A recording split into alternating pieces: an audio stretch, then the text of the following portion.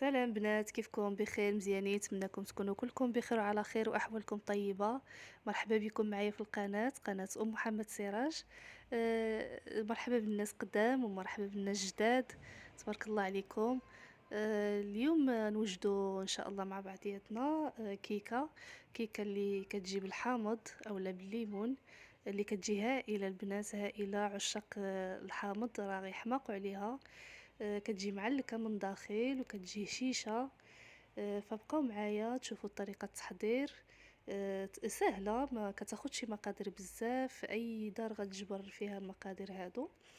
وبقاو معايا ان شاء الله، كنتمنى تعجبكم وتجربوها وتردوا عليا في التعاليق. وما تنساوش لي لايك البنات، لي لايك وشاركوا في القناة باش يوصلكم كل جديد. ودابا ندوزو ان شاء الله لطريقة التحضير.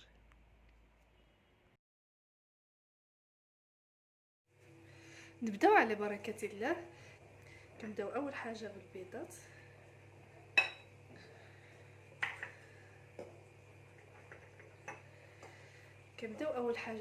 البنات،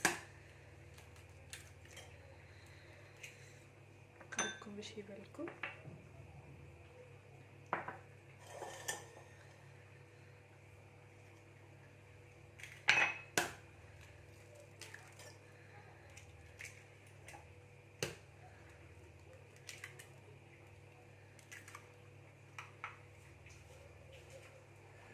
كنزيدوا عليها رشيشه الملح، كاس ديال السكر، عندي كنزيدو حتى الكاس ديال الزيت اللي معامرش، وكنحركو مزيان. تيندمجوا لنا هاد العناصر.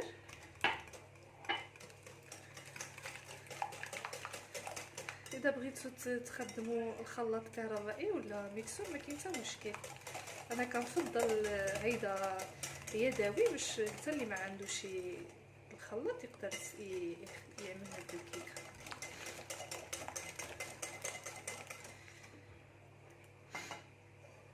كنزيدو غادي نستعمل غير النصف ديال هاد القشور ديال الحامض، لانه غنستعمل فكفك كريمه النصف الاخر.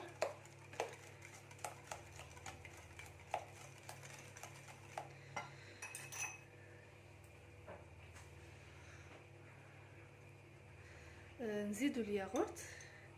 من الاحسن البنات تعملوا نكهه الليمون، اذا بغيتو تعملوه بدون نكهه اولا يعني دانو مسوس اولا حتى الفاني يقدر يمشي لكم، غير حنايا باش نبقاو ديما في نكهه الليمون اولا الحامض.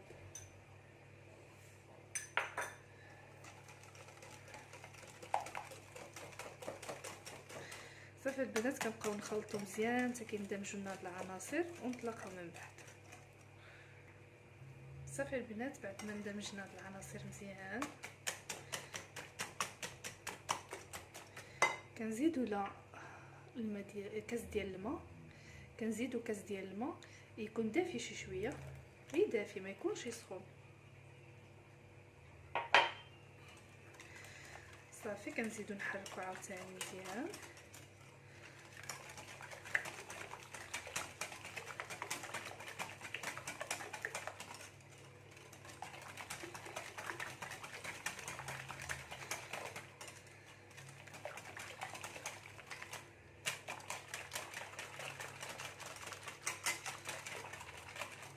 تنحسوا البنات ديك السكر يكون دابنا.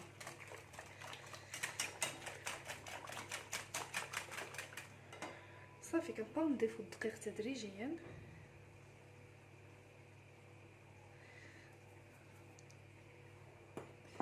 انا البنات ديما كنعبر 250 غرام كتجيني هي هذيك، ولكن المهم دائما الانسان يعمل الحساب ديالو.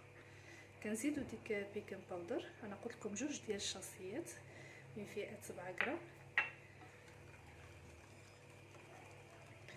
دائما كنخلطو لان بعض مرات كنبدلو الدقيق، والدقيق انواع، كاين اللي دغيا كيهزنا، وكاين اللي خصنا كميه تكون زايده شويه.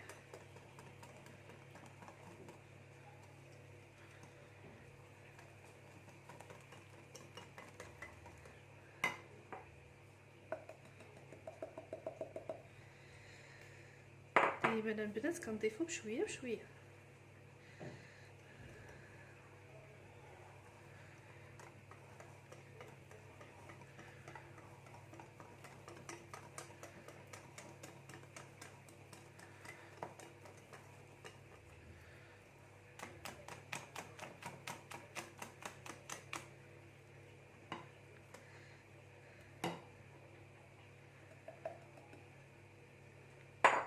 صافي ضفت 250 غرام. صافي نكمل التخليط ديالها مزيان، نتلاقاو باش نشوفوا القوام ديالها كيف جا. وهذا هو القوام ديالها البنات، كتجي على هذا الشكل هذا. انا قلت لكم يعني من هاد العبار اللي عطيتكم ديما كنستعملها كتجيني 250 غرام، هي هذيك البنات. غير ان ضروري خصنا نضيفو بشويه بشويه باش كنقيسو. عندك تجينا فايته ديك الساعه تجينا كيكه ماشي هشيشه، تجينا مدقصه، ما تجيناش ديك الساعه مزيانه. صافي البنات كتجينا على هذا الشكل هذا. كناخذوا البنات واحد المول القطر ديالو 26 سنتيمتر، من هنا 26 سنتيمتر ومن هنا 26 سنتيمتر. كندهنوا شويه الزبده، كنرشوا عليه شويه دقيق، كنحاولوا ندهنوا مزيان الجوانب الا كان عندكم هذا المول بحال هكذا، والا كان عادي ماشي مشكل. يعني المهم يعني كيجينا ساهل بحق هادو. يعني كاين شي اماكن ما كيوصلهمش الزبده مزيان تقدر تلصقنا، فكنحاولوا مزيان ندهنوها باش ما كتلصقناش وتعذبنا. صافي كنعليو يدنا وكنخويها على المول.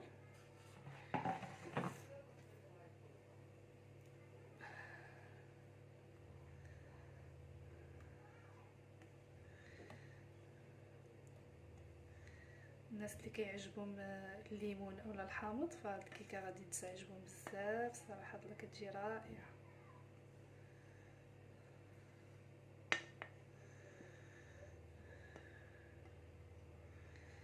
صافي البنات كتجي على هذا الشكل. كندخلوها للفرن قياس درجه الحراره 200 درجه. كنطيبوها غير من تحت مده نصف ساعه، وكنفتحوا لها ديك الساعه من فوق مده 5 دقائق على حسب تشوفوها تحمرت لكم. ونتلاقاو مع الشكل ديالها ملي طيب. وها الكيكه ديالنا البنات ملي وجدتنا كتجي على هذا الشكل هذا. كتجي غزاله صراحه الله. غادي نخرجها من المول.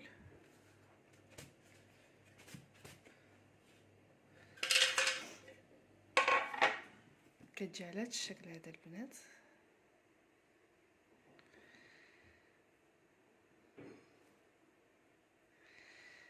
كنحاول نقسموها على نصف.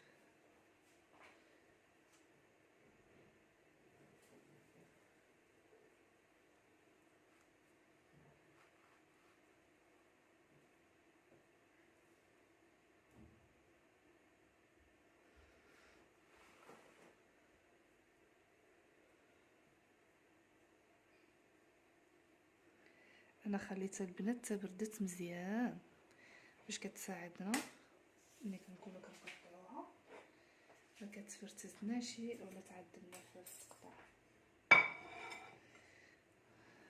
صافي البنات كناخذ هاد الفوقاني كنعملو على جانب وكننزل هادي في الطبق ديال التقديم. هيا البنات كتجي على هاد الشكل هذا. ودابا البنات ندوزو باش نوجدو الكريمه ديالنا، لان خصنا نعملوها وهي باقا سخونه. بالنسبه للكريمه البنات كنحتاجو فيها كاس معمر ديال السكر، عندنا كاس ونصف ديال الماء، عندنا كاس ديال السيترون ولا الحامضه اولا الليمونه، عندنا واحد يوغورت لنكهه الليمون اولا الحامض، عندنا معلقه تكون عامره ديال النشا، وعندنا ديك قشور ديال الليمون اولا قشور ديال الحامضه اللي شيتناها ملي كنا كنصايبو الكيكه ديالنا. صافي نبداو على بركه الله. كناخذوا كسرونه كنضيفوا لها كاس ديال حامض. انا هنايا خدت لي 4 ديال حامضات ولا 4 ليمونات. كيف ما كتعرفوا دابا تبارك الله الوقت ديال الحامض والليمون، فعلاش ما نستافدوش منه. كنضيفوا كاس ونصف ديال الماء عادي، كنزيدوا السكر، ها هو كاس ما عامرش، ما يعادل 5 معالق ديال السكر.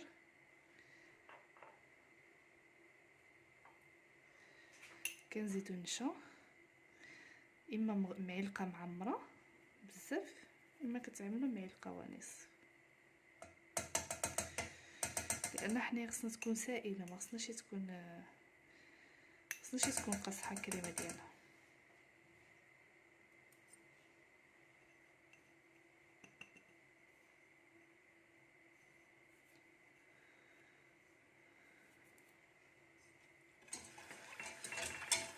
كنحركو مزيان في الخليط.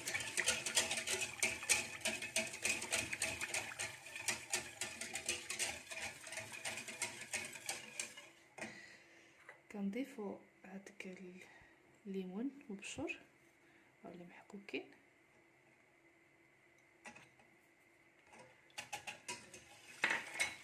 باش كيزيد يعطيونا نكهه الليمون.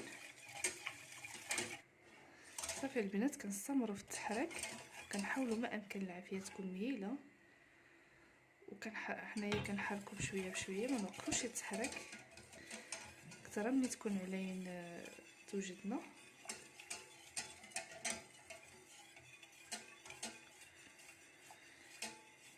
فهاد الكيكه البنات المقادير ديالها كامله في كل بيت، بامكان اي واحد فينا يوجدها لان اقتصاديه، كتاخدش بزاف المكونات.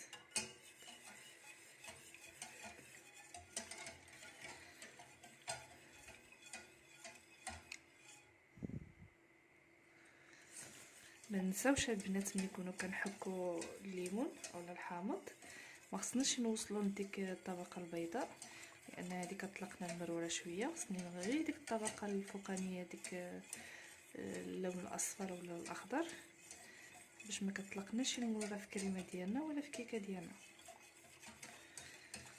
صافي البنات كنستمروا في التحريك حتى نشوفوا الكريمه ديالنا بدات كطلع لنا.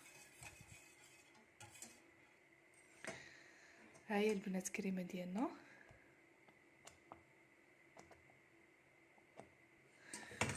ها هي بدات الكريمه ديالنا البنات كتطلع لنا، كتجي على هذا الشكل هذا. كنحاولوا ما امكن ما نوقفوش التحريك، العافيه ديما مهيله.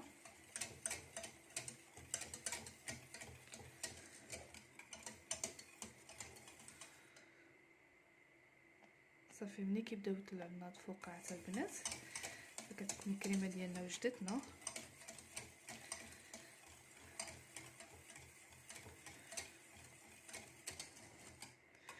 صافي كنطفيو لابوطه، كنبقاو هيدا كنحركو شويه.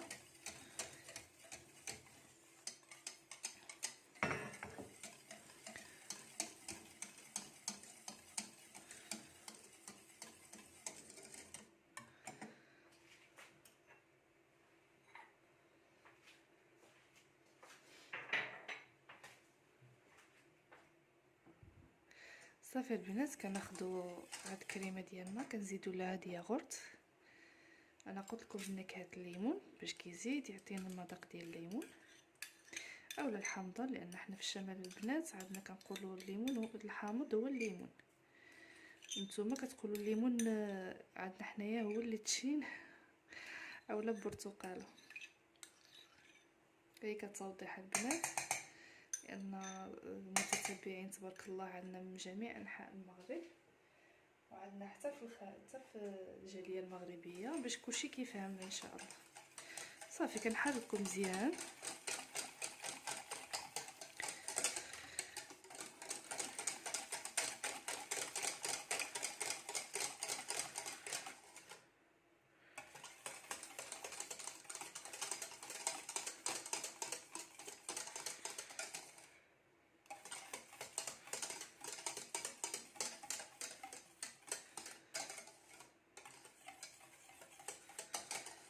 صافي البنات نحاولوا نضيفوا هذا واحد الطبقه سخونه، نزيدوها على الكيكه ديالنا.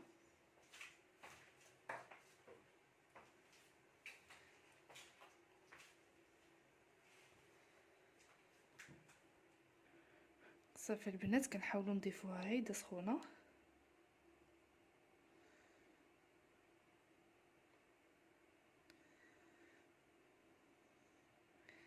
فهاد الكيكه البنات كتجي رائعه منا مفزقه، كتجينا فزقه منا كتجينا ديك التعليكه ديال الليمون.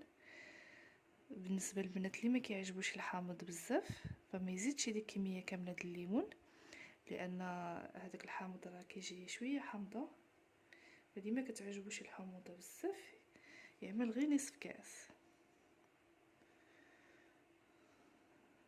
كنوزعوها هكذا البنات.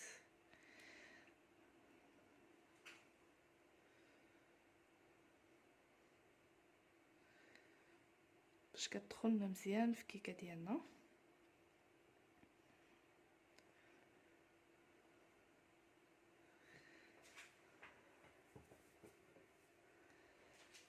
صافي البنات كنحاولوا نجيبو هاد كنرجعوها بلاصه. صافي كنزيدو هاد الكميه اللي بقاتنا.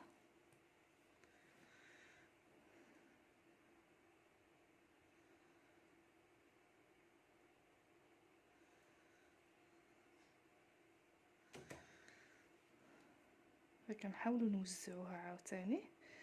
فاللي عنده هاد المول هادو فكنبقاو نحاولوا المهم حنا كنزينوها كيف ما بغينا. الاحسن كنهبطوها هيدا شويه على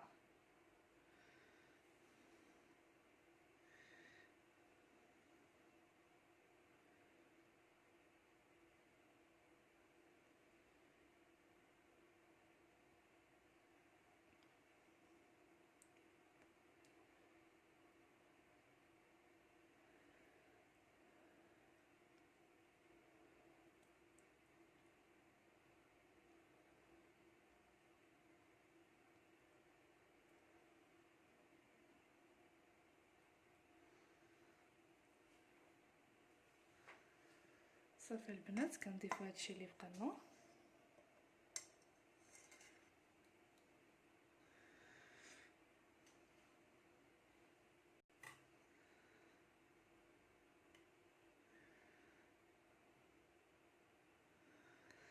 فبالنسبه لبناتنا هذا المول كيجيني هيدا شويه مبومبي عليها باش كتهودنا. الا كان عندكم مول مسطح فغادي يجيكم طبقه واحده، لان لاحظتوا كتجي شويه منفخه من الوسط.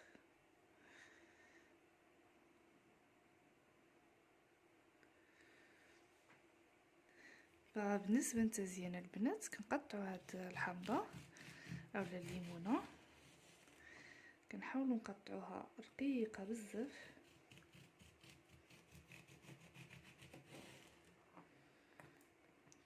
كنحيدوا العظم ديالها،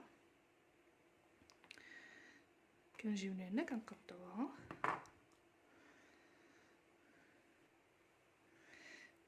بالنسبه هذا البنات التزيين كنزيدوا لها هذه هيدا في الوسط. صافي بالنسبه للتزيين كيبقى لكم اختيار تزينوها كيف ما بغيتو. وهذا البنات هو الشكل النهائي. المهم البنات كندخلوها للثلاجه تقريبا واحد ساعه المكانه باش يلاه كتبردنا ديك الكريمه ديالنا، لان من داخل كتبقى سخونه. فما تنساوش البنات دعموني بلي لايك وبارطاجيو الفيديو مع الاحباب والاصدقاء ديالكم باش تعمل الفائده، واشتركوا في القناه باش يوصلكم كل جديد ان شاء الله. وشكرا على المشاهده، والى الفيديو القادم ان شاء الله. واستودعكم الله الذي لا تضيع ودائعه. وما تنساوش لي لايك.